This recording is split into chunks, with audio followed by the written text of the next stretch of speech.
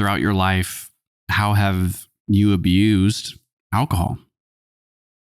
I think I abused alcohol.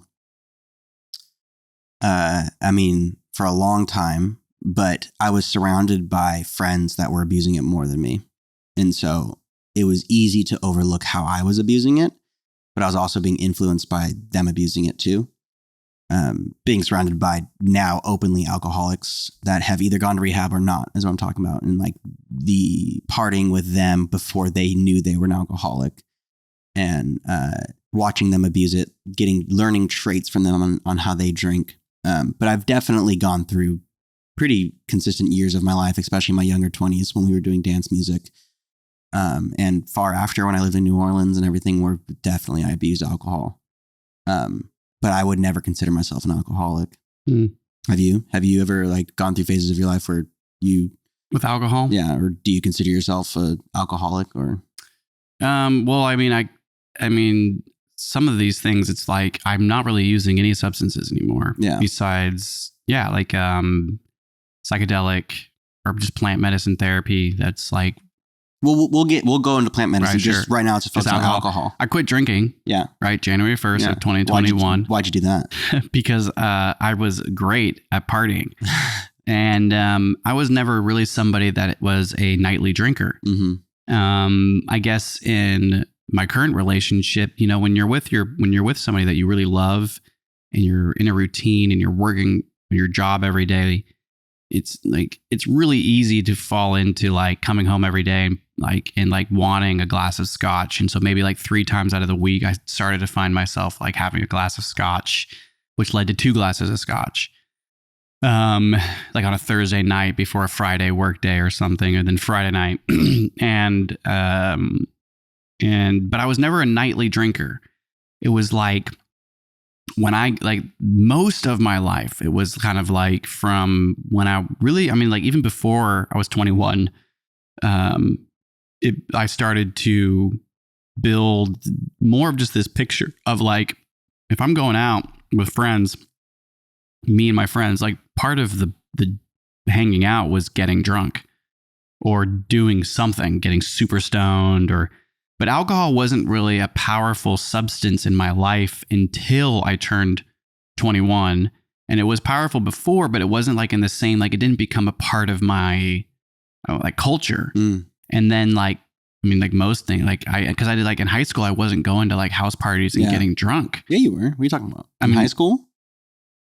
I had a couple times, but it wasn't like we're talking maybe senior year. Yeah.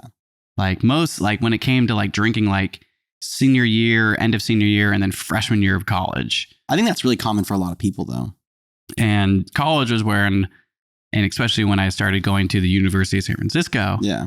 And these private school kids, dude, they're like crazy. Yeah. And I just like learned what real drinking was. But but for me, the alcohol abuse was mostly like I could drink a lot. And it was, sometimes I was able to have like a glass. But in all of my time of drinking, I've never been good at just having one and enjoying that feeling, taking a load off.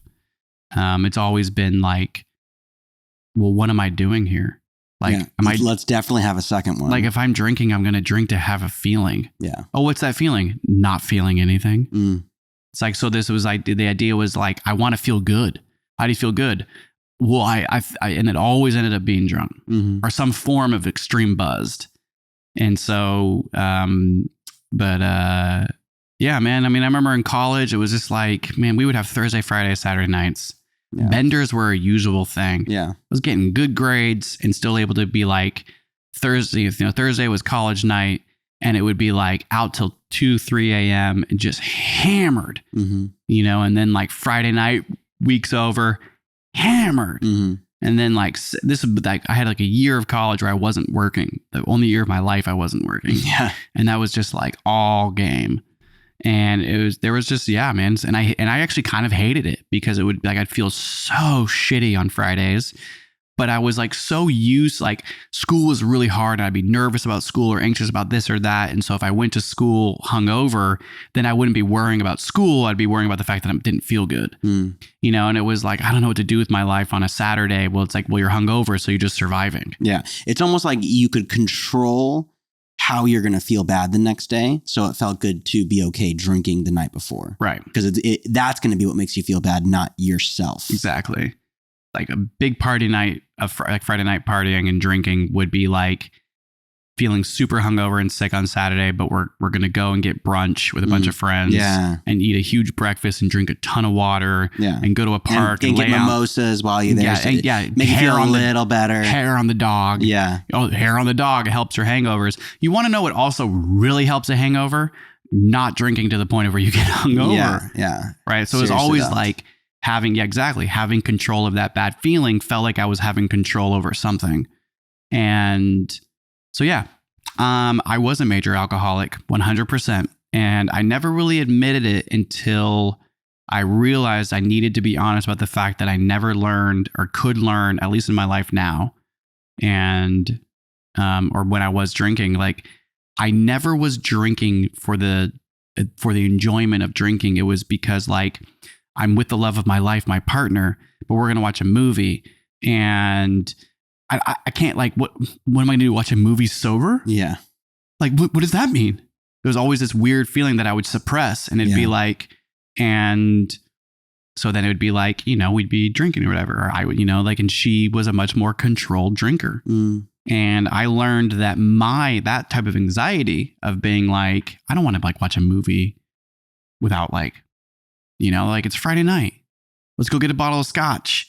Let's have 3 glasses of scotch. Yeah. And it's like, and that would be, I mean, just because I know you and we drank a lot together, just 3 glasses is nothing. It didn't feel like, back then it didn't feel like anything. That would be like, oh, you just 3 glasses. We could go out still. We could do a bunch of stuff. Exactly. You know, it's like just 3 glasses. We used to do like 6 or 7 shots before going to the bars. It'd be like a whole bottle of Jameson. Yeah. Between 3 of us, and we'd clear that bottle and then we're buzzed. So let's go get drunk. It's crazy to think about. In college, 3 of us would play like this game called Asshole with cards. And it would be like, we'd go to the store, pick up a bottle of Jamie and 40s. Yep. And we'd go back home. Oh, dude, and we would every time I partied with you and your friends, clear a bottle of Jameson. I hated that part. It sucked. I hated that part. It sucked. And then it'd be like, time to go to the party. Yeah, I'd be like, holding it. Let's go to the parties now. To do what? I don't know. Yeah. At least we don't have to drink much anymore. I mean, like I look back on it and I'm like, fun times. We had so much fun. Dude, for that time. For that time. It really was fun. But I'm really happy I got that out of my system. Oh, totally.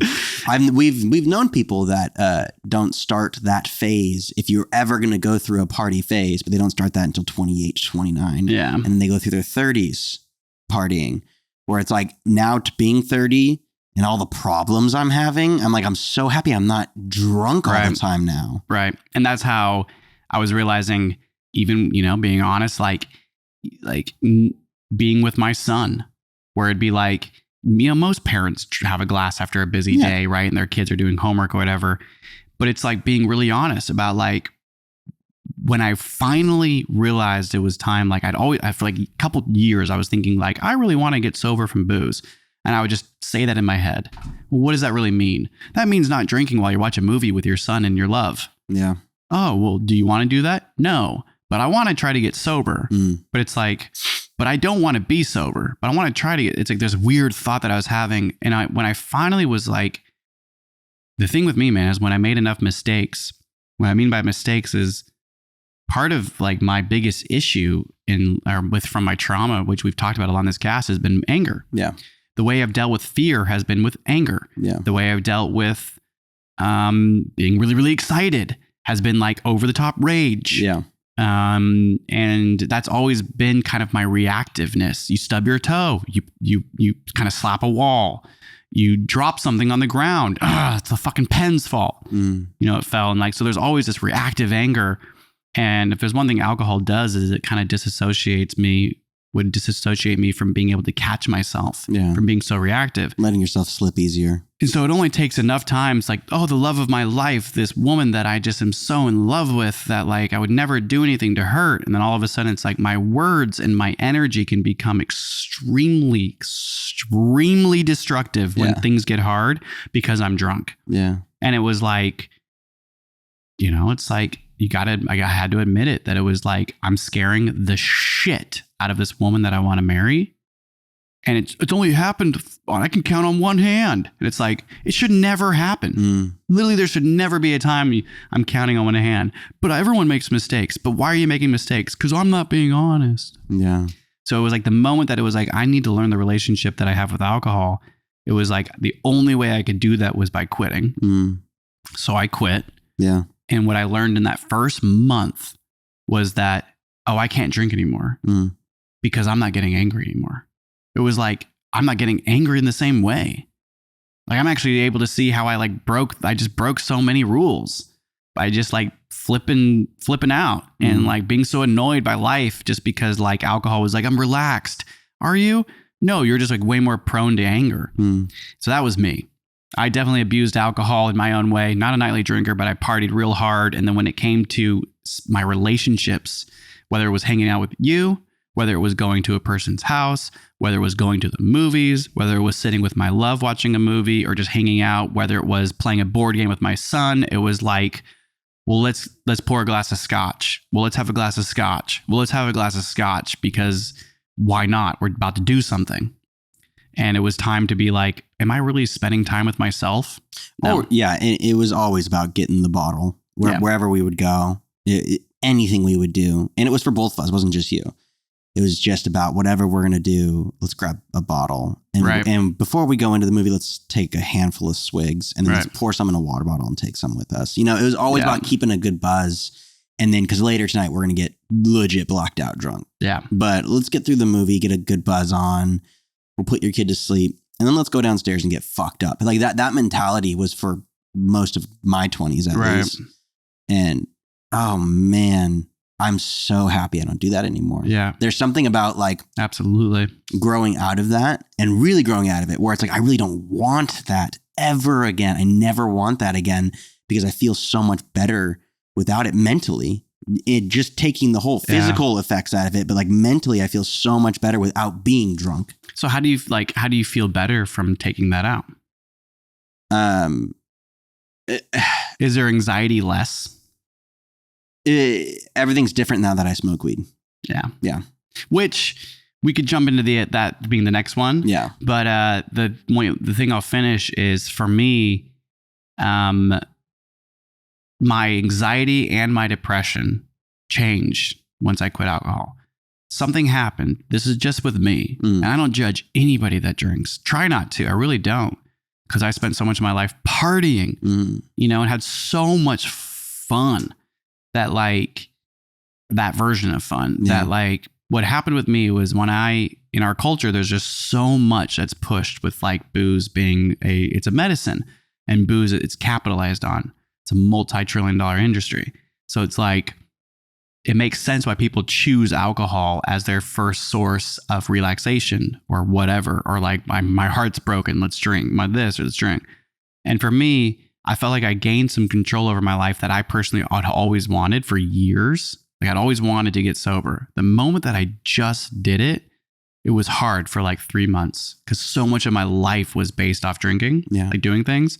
But something happened where like I just saw myself in the mirror personally, just like so much happier. Like I looked in the mirror and was like, I'm proud of that person. Not for any other reason besides the fact that I knew I wanted to do it for me. Yeah. And so because of that, we could make this decision for anything. It's like just by taking more control over anything and learning that relationship, I felt really empowered by that. And that empowerment just grew and grew and grew and grew. And then it finally plateaued. And now it was like, now you're somebody who no longer drinks. And every once in a while, I get these like weird bumps where I'm like, God, a glass of scotch sounds good. But what happens is it's like, but I love being in my head now. It's like, I love being sober. It's like, because that feels so good to me. It's almost like I get high off the sobriety. It's weird. like watching movies and being present with my partner and my son is like, in this, doing like this type of stuff without having any sort of no more hangovers. Yeah. I haven't been hungover in a year and a half. Yeah. Like I was so used to being hungover. Yeah. And now it's like, I am 100% okay never being hungover again. Yeah. And what's the one thing that does suck, and it doesn't really suck fully, but just that a lot of people that I love and a lot of things that are going on all the time are surrounded around getting drunk. Mm-hmm. And it's kind of like what happens when you stop drinking is you stop hanging out with, you stop going to things and hanging out with people that are like, you just start to realize that a lot of people are just getting drunk. Yeah. And you're like, were a lot of my friendships just surrounded by around booze? Yeah. Is that a bad thing? No, I just have I'm in a different place now. Yeah. And that can be a little bit, it's weird. It can be a little bit lonely. That's just the truth. And so you learn, like I read more and I like do things more on Friday. Like my Friday nights aren't about going out. They're about being home and working out. It's like, and I love that, it's like, I don't know. So